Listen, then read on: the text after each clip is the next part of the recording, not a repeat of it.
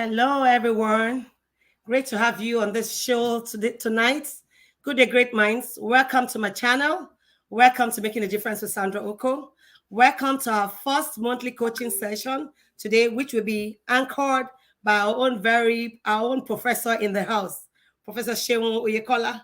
Let me read his bio before leaving the stage for him to, start the coaching session. But before then, I actually want to say a word that it's a platform where we coach, we learn from other people, we rub off on each other so that we can be the best versions of ourselves. So I'll quickly go into reading his bio before I bring him on stage. Just a few minutes now.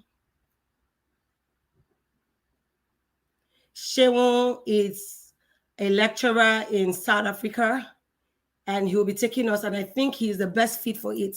There's a word that says by John Maxwell, our mentor. He says,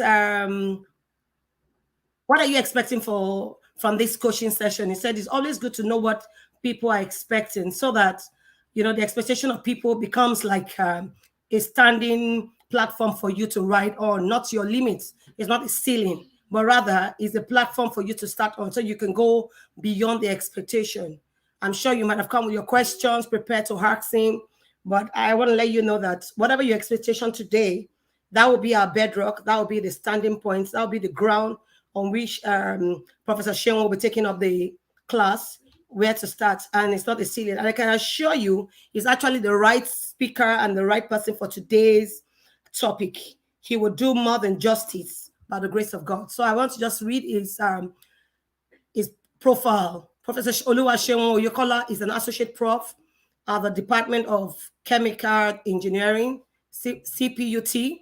He holds a PhD in chemical engineering and a PhD in education from the University of Cape Town, South Africa. He has a master's in biochemistry from Rhodes University, South Africa, and a bachelor's honor degree in biochemistry from the University of Ibadan, Nigeria. His research interests include engineering education, resource recovery from waste materials, renewable energy, and bioremediation of wastewater. He mentors, he coaches, and teaches. He is passionate about the youth. I'm glad to bring on stage our own professor, Professor Sheun Oyekola. The floor is all yours now. You can take over, sir. Thank you so much, Sandra, and hi everyone. You're welcome onto the platform. The topic before us today is sacredness in the secular, and as you can see, it's a question: can I be a political leader without compromising my faith? So, what I'm hoping to get, what I'm looking forward to seeing through today's session is actually for us to rub minds. So it's a question, and I'm also hoping that it's also going to be a quest, something that we keep pursuing, something that we keep going after, that is not just going to be. So I don't believe that I've got all the answers, for this, but I'm hoping through the questions, through the discussion today, there will be answers. And I'm also hoping that there'll be answers leading to other questions, and also that will be encouraged to pursue this. So can I be a political leader without compromising my faith? So that is a question for every one of us. So but before I move on, just to give some background. One, that the perspective from this, my stance, from where I'll be discussing today's topic is the Bible, is the scriptures. Don't worry, we are not going to be having a Bible study, but that's going to be my stance. And the reason being that is the only thing, one, I'm a person of faith. Secondly, that's the only thing that I know that has been tested, that has been tried, and that is timeless. So it's tested, tried, it is true, and it is timeless. So I believe there are so many things we can glean from it. And oftentimes when people think about the Bible, they think about my spiritual life and that, but no, we will see that it's actually a practical manual for life, and that is why that's going to be my perspective. There is a part in the Bible which is in the book of Matthew chapter 5 from verses 13 to 16, which I've cited there. It says your lives are like salt among the people. Say, take note, salt, people. So if you're talking about political leadership, you cannot talk about that without the people. So it has to do with influencing people. It has to do with governance. It has to do with benefiting people, and that's what salt does. Your life's light of the world. Same thing about the light. I mean, about the same thing, similar to what salt does, the light does. It influences, it brings about benefits. For how can you hide a city that stands on a hilltop, and who will light a lamp and then hide it in an obscure place? So this is also to encourage us to say, you know what, we should stop discouraging people from among us, because that's also what often happens. Christians will say, no, you can't go. When we hear people say they're interested in going into politics, we discourage them, but we are saying no, it can't keep allowing them to stay in obscurity when they are meant to be out there, to influence, to be the light, to be the salt. Think about it. A light is of no effect without switching it on.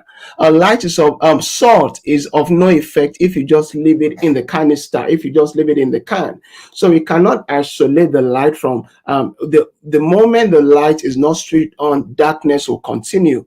The moment salt is not applied to something, the decadence or the lack of flavor will continue. So that is why there needs to be application of light, there needs to be application of salt. So let it shine brightly before others.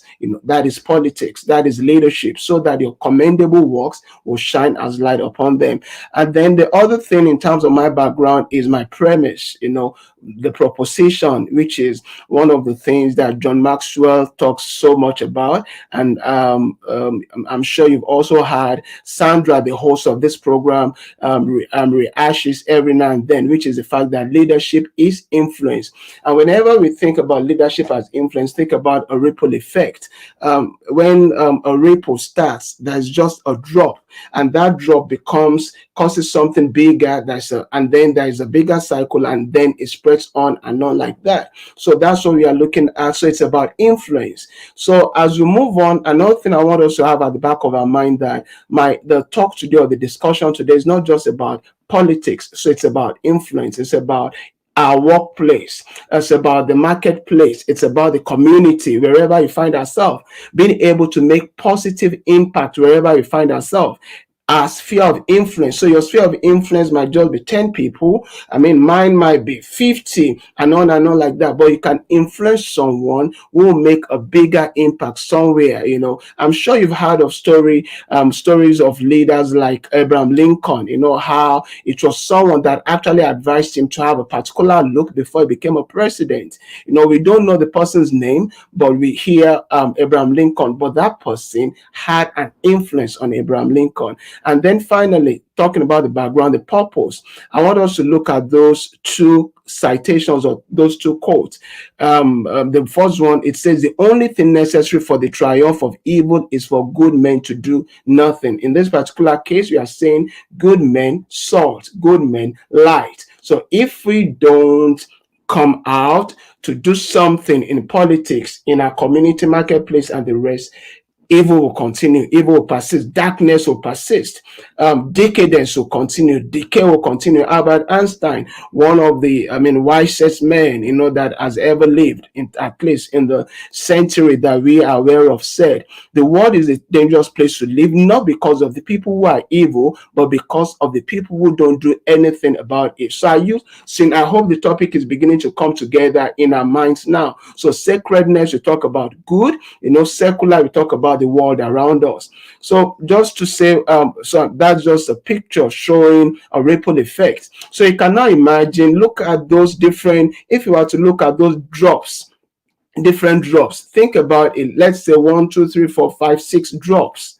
So 5 drops might just be droplets of me, you, five of us influencing, and what's going to happen it's going to transcend, it's going to go beyond us. So that is what ripple effect is, or domino effect.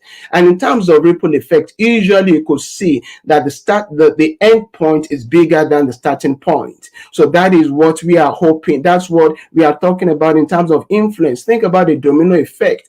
Something starts and it moves on and on like that. This also talks about legacy. So we are saying that we are called to transform the world around us. We are called to bring about change around us. And usually when you talk about transformation, the end result is different from it looks different from the beginning, or the beginning result. So I'm saying that the decadence around us, we can change it by you and I influencing the world around us, by being the salt, by being the light. So oftentimes, people believe that if you are to look at these two words, you believe they are antithetical, they are opposite of each other, that the two cannot go hand in hand. For example, when you think about anointed, people think, when you think about the sacred, you think about what is holy, you hear a word like, you are anointed. But when we talk about politics, you talk about you are elected. But I'm saying that it can be anointed and elected at the same time. So it can be, and another way to think about, anointed, think about it, in the Greek word, another thing that comes with being anointed is grace. And when you talk about grace, the Greek word for grace is charis. It also comes with another Greek word, which is charizomai. And think about it. I'm sure the moment I said charizomai, the word charisma begins to come to mind. So if you can talk about charisma for political leaders, if you can talk about charisma for our leaders, and you're talking about anointing in sacredness, so it shows that the two can actually come together. So look at my first bullet point there. It says you're anointed for your job. Remember, at the very, very beginning, I said that it's not just about political leadership, it's also about the workplace, it's about a marketplace. So going back to my premise, going back to my to the perspective, my stance, which is from the Christian faith, that oftentimes people, okay, no, I'm a Christian, but you are not a Christian by the virtue that based on the fact that you go to church. Your Christianity is not proven by the fact that you are sitting on the pew on Sundays or whatever day you go to church. No, your Christianity is only proven when you are in the marketplace. Otherwise, your Christianity being proven in the church is as good as sitting in the garage and saying you are a car. Sitting in the garage doesn't make you a car. Sitting in the church doesn't make you a Christian. It doesn't make you a person of faith. It doesn't prove your sacredness. Your sacredness is only proven in the secular. Think about it in high school or even in the university. We talk about theory, we talk about practical. So the practical is only when we are out there, when we are relating with people. So you're anointed for your job, so your workplace. So if you look at some of those quotations, some of those things that I've cited there, the one talks about one man called Bezalel. Bezalel was a designer. Think about it. When you think about designer, you think about the likes of Calvin Klein. You think about, just think about them, Armani. You think about Versace. But think about it. Bible says, Bezalel was anointed. He had grace, charisma to design. And then another person called Amos was called a herdsman. It was a herdsman, so like a cattle rearer. All he was doing, it was a farmer. But we'll see later on, it was also called a prophet. Are you seeing that? So things we'll think, secular, but we'll see sacredness in it as well. We'll see another person, was called Zenas, the lawyer. So Zenas, the lawyer, was being told, that he was doing some good works for God.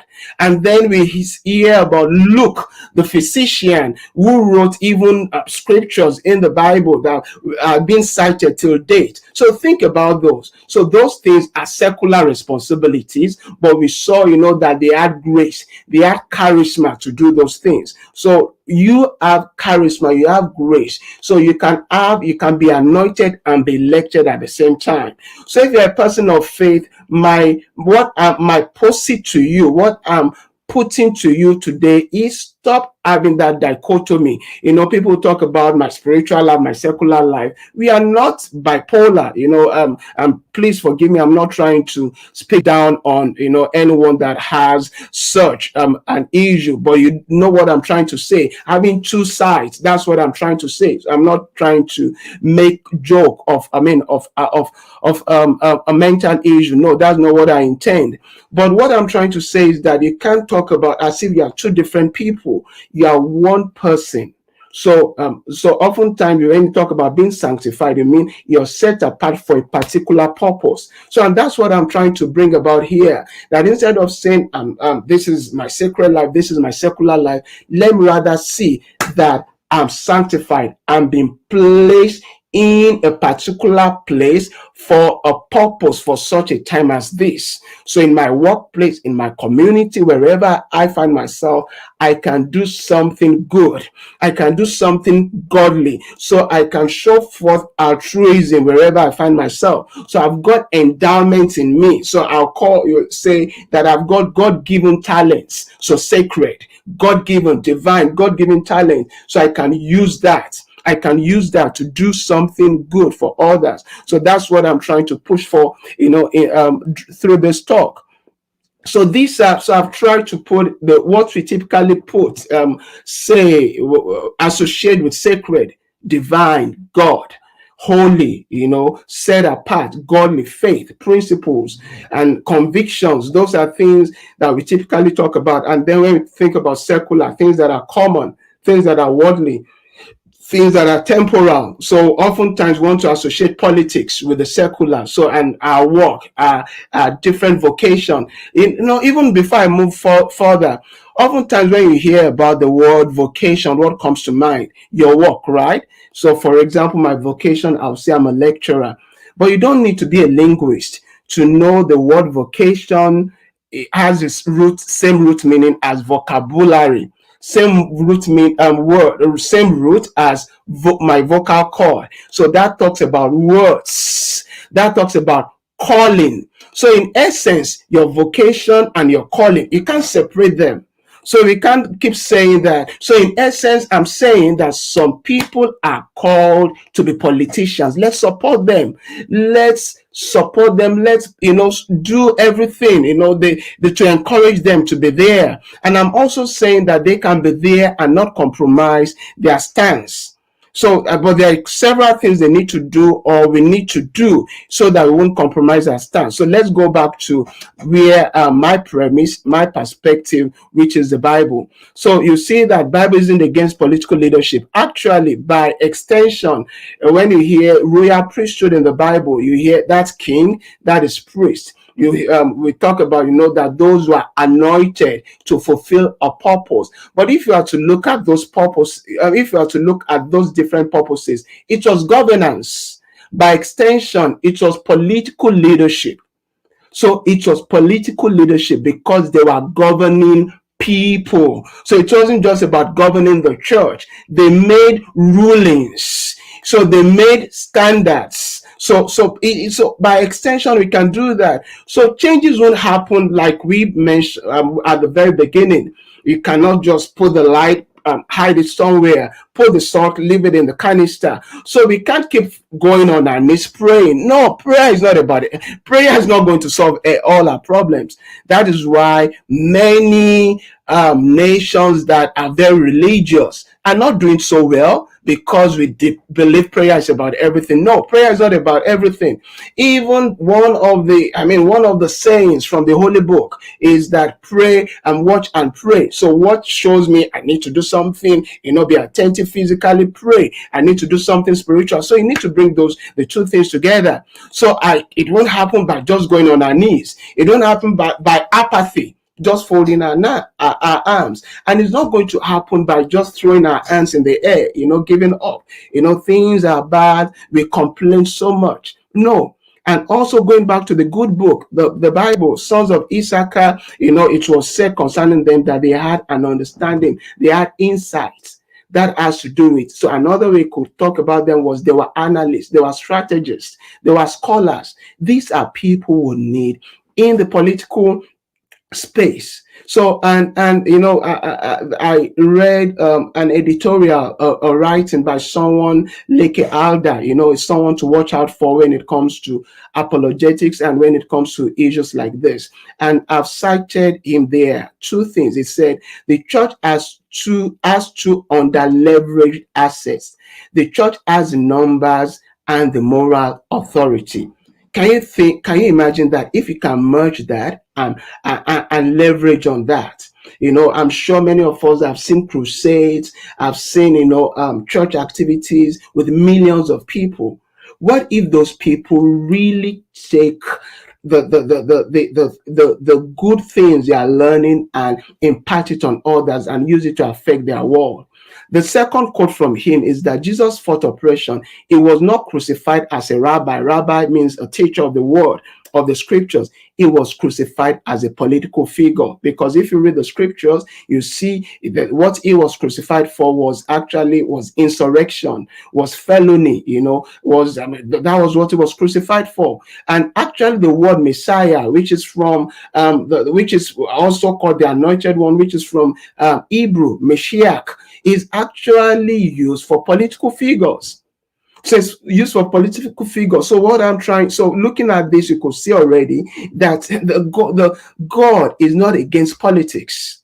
God is not against politics. So oftentimes we'll say, that politics is about popularity. Yes, that is true.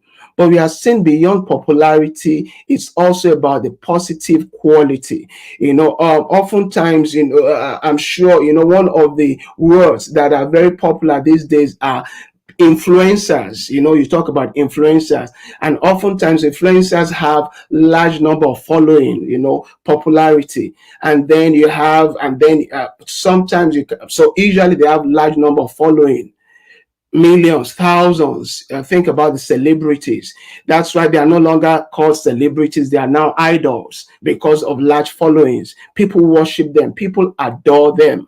And then we also have people, so you can be influential. So not influencer now, you can be influential without having large following. So because you are just impacting people, I think about it. If this show that we are having now, if John Maxwell were to be here, he is an influencer and is also influential. I'm sure millions of people would have, joined in. So he had both popularity and also quality is being imparted. But we are saying that in your workplace, in your office place, in your community, be influential, do something positive, influence people around you. That's what we are trying to say. So I've tried, so in the earlier slide, I've talked about try to differentiate influencer and being influential, but I'm saying you can actually marry the two. If you are to look at the things that I've cited there as a tale of two people, the father and the son. The father was King David. He was very influential. You don't need to be a person of faith to know King David, to know King David. He was very influential. His name is still spoken to about till date. He was very influential, but there was a time that his son Absalom, did everything to get rid of him, and then he ran, the king ran from the throne. If you are to compare the two, you see Absalom was more of an influencer because he was just doing things to make people gravitate towards him. So one of the things that differentiate one of the problems with our politicians or with our political leaders is many are just influencers. So they're just they are small talkers, making people to gravitate towards them without making positive impact on them. That was what Absalom was doing, and then it will sway people, and then he had a large following. But with David, David influenced people. We have scriptures to support the fact that vagabonds, people who are non-entities, came to David, and eventually these people became strong people. They were people that were called mighty men. And then over time, David had a large following. His following was so huge. So that's what, remember, the ripple effect. Start being influential, affect people positively around you, and over time, so show some altruism, be good around you, put people around you together, be relational. Whoever will have many friends. Politics, you need a large following, must be friendly. So you need to start from somewhere. Start little, start from wherever you find yourself. And so you can't influence from your comfort zone. What I mean there is that you need to apply yourself. So you might be saying, but you are contradicting yourself, because I said start little. So I'm saying start little, but you need to move from there. You need to train yourself. You need to stretch yourself. You need to make some sacrifices. You need to apply yourself. Remember, I talk about the salt. I talk about the light. You need to apply yourself. And then moving on to that, which is the part of the question, which is now the question is coming to light some more without compromising my faith. So I'm saying that, yes, it is possible, but you need to adapt yourself. I will see in the next couple of slides that I can be adaptable without compromising. I can be versatile without compromising. So, excuse me. So adaptability means that I'm versatile. I'm able to, so I get into this sphere. So I don't need to change to be like them. I can, but my identity will still be retained, but I need to learn about them. So that's the other problem many of us are having. So we are people of faith, but we are not learning about what is happening around us. So you cannot go and influence without knowing. So that is being adaptable. And you see the way I've differentiated adaptability and hypocrisy is using what do you call it? A frog or a toad, comparing it with a chameleon. So a toad or a frog is adaptable. We say it's amphibious. It can live in the water. It can also live on ground. Are you beginning to see sacredness, secularity? So you are sacred. You can still, so you are adaptable. And the only reason why the toad is able to do that, or the frog is able to do that, is because it's gone through what we call metamorphosis. It's gone through maturity. When it will start as an egg. It stays in the water only. It becomes a toad. It stays in the water only. But over time, it is adaptable. So that is adaptability. But it doesn't compromise. So, but what a chameleon does, that is what I call hypocrisy. So we are saying that be a person of faith, go into the world, retain your identity. The salt is added to the soup, it's added to your rice. It doesn't change the identity. It still maintains its identity, but it affects, it transforms. So it transforms its environment. It doesn't just conform to the environment.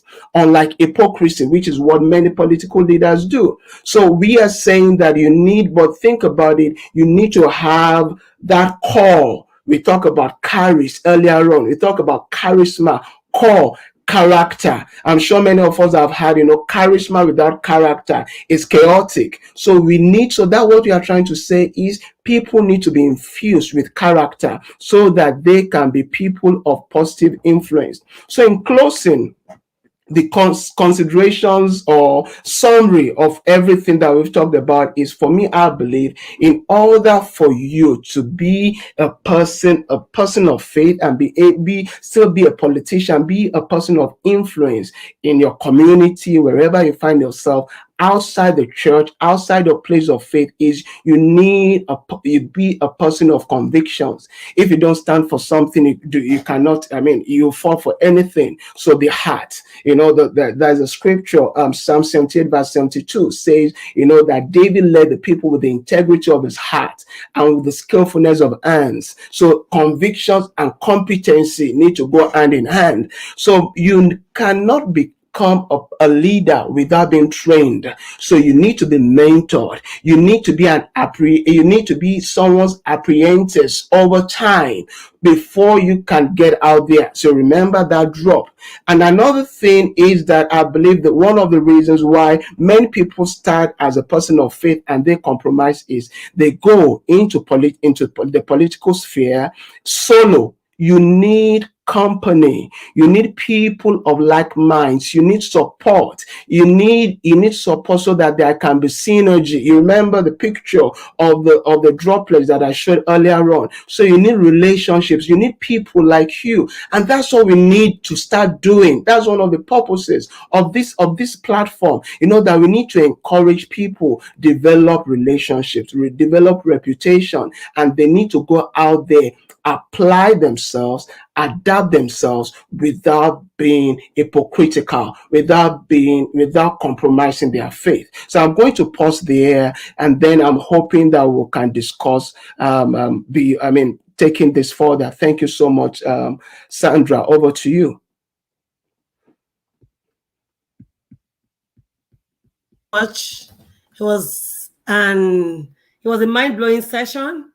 It was a great session. So much nuggets to pick from this session. I want to thank everyone that is on board. I want to thank everyone. If you're able to show your face, at least just to say welcome. Thank you so much for coming on board. I appreciate you. And if this is your first time, please, and you're being impacted by this, please let's spread the news. That's what Sherwin is talking about. Professor Sherwin is talking about.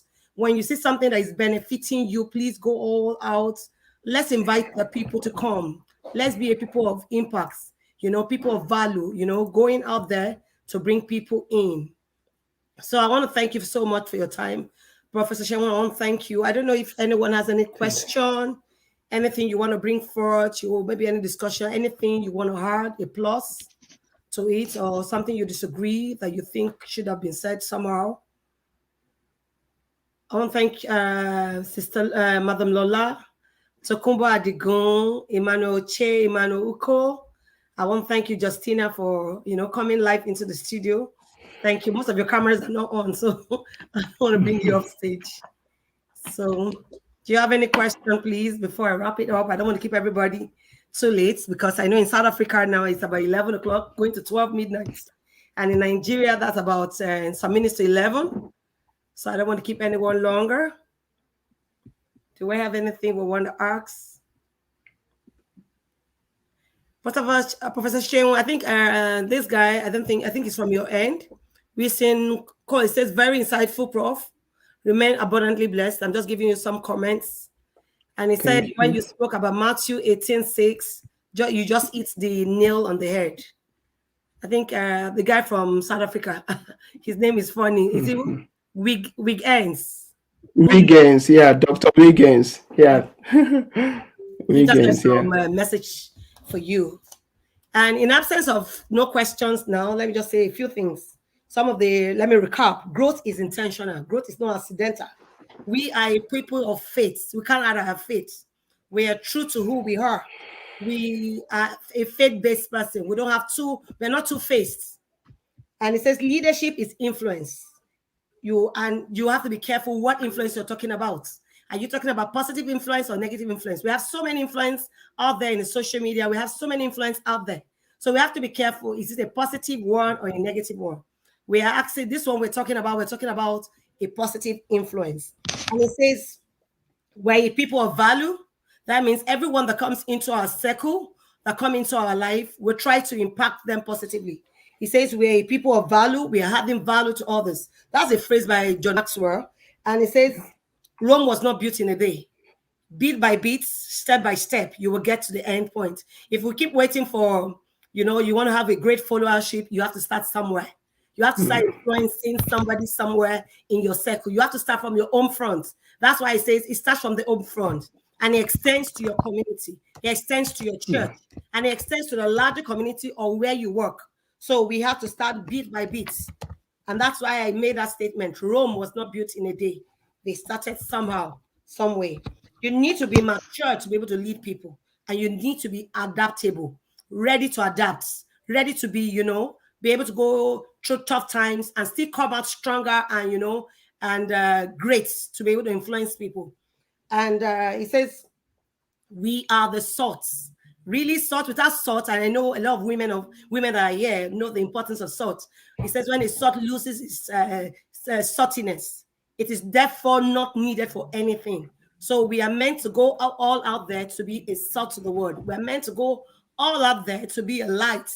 Light is said our darkness cannot comprehend light.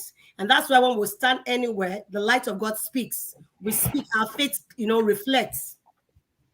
And you cannot be double-faced. You have to be on one side, either the positive or the negative. And it says it transforms.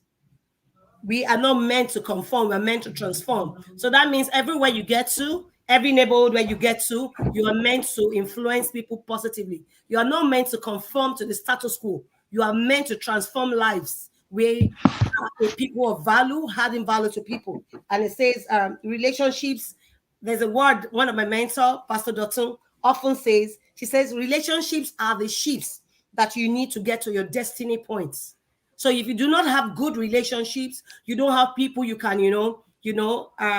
ride on. It says they are the ships. You can imagine entering a river or an ocean and you don't have a ship to, convey you from one particular point to the other. Automatically, you will not get to the other endpoint. So it says they are the ships you will need to get to your destiny point. God does not come down from heaven to say, this is what I want you to get.